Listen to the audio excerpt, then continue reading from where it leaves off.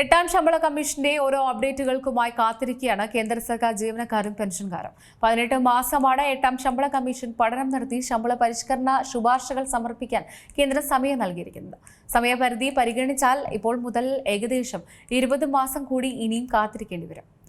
എട്ടാം ശമ്പള കമ്മീഷന്റെ ഓരോ അപ്ഡേറ്റുകൾക്കായി കാത്തിരിക്കുന്നവരാണ് കേന്ദ്ര സർക്കാർ ജീവനക്കാരും പെൻഷൻകാരും.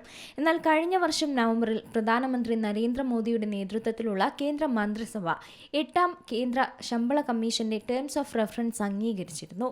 മാത്രമല്ല, സർക്കാർ പുതിയ CPC രൂപീകരിക്കുകയും അതിന് വിജ്ഞാപനം ചെയ്യുകയും ചെയ്തിട്ടുമുണ്ട്.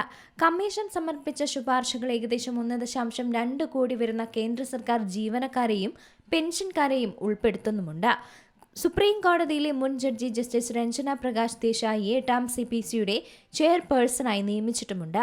അതേസമയം IIM ബാംഗ്ലൂരിലെ പ്രൊഫസർ പുലക് ഘോഷിനെ പുതിയ ശമ്പള കമ്മീഷന്റെ പാർട്ട് ടൈം അംഗമായും നിയമിച്ചിരിക്കുകയാണ്.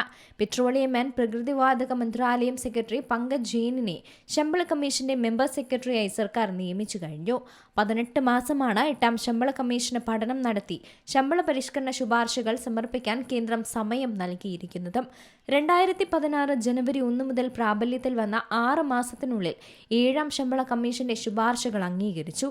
അതേ സമയപരിധി പരിഗണിക്കുകയാണെങ്കിൽ ഇപ്പോൾ മുതൽ ഏകദേശം 20 മാസത്തിനുള്ളിൽ എട്ടാം ശമ്പള കമ്മീഷൻ നടപ്പിലാക്കാൻ സാധ്യതയുമുണ്ട്.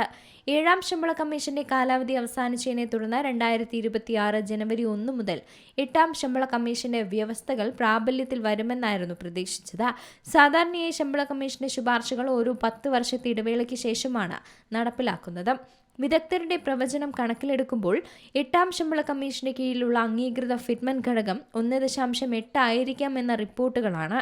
അങ്ങനെ വന്നാൽ നിലവിലെ മിനിമം അടിസ്ഥാന ശമ്പളം 18,000 രൂപയിൽ നിന്ന് 32,400 രൂപയായി വർദ്ധിക്കാനുള്ള സാധ്യതയുമുണ്ട്.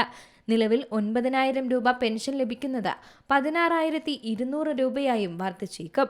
ഏഴാം ശമ്പള കമ്മീഷൻ പ്രകാരമുള്ള അടിസ്ഥാന ശമ്പളത്തിൽ നിന്നുള്ള ശമ്പളത്തിനും പെൻഷനിലും 80% വർധനവുണ്ടായിട്ടുണ്ട് എന്നതും ശ്രദ്ധേയമാണ്.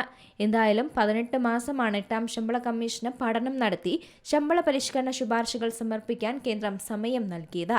ഈ ഒരു സമയപരിധി പരിഗണിച്ചാൽ ഇപ്പോൾ മുതൽ ഏകദേശം 20 മാസം കൂടി ഇനിയും കാത്തിരിക്കേണ്ടി വരും ജീവനക്കാരും പെൻഷൻകാരും. News desk C Malayalam news. ഏറ്റവും പുതിയ വാർത്തകളും വിശേഷങ്ങളും വിരൽത്തുമ്പിലറിയാൻ സി മലയാളം ന്യൂസ് എല്ലാ ഡിജിറ്റൽ പ്ലാറ്റ്ഫോമുകളിലും ലഭ്യം.